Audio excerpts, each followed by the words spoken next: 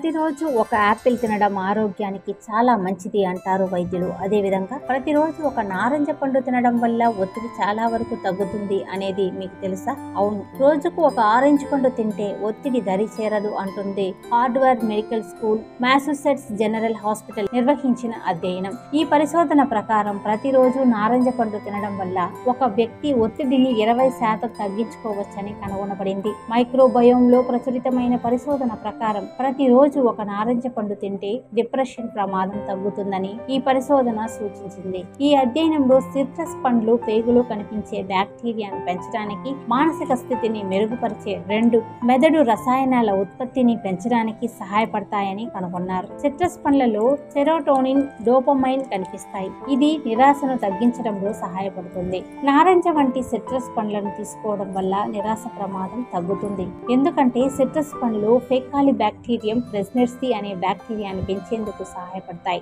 ఇది neuro ట్రాన్స్మిటర్లు serotonin, డోపమైన్లను పెంచుతుంది. తద్వారా ఒత్తిడి తగ్గుతుంది, మానసిక పరిస్థితి మెరుగుపడుతుంది.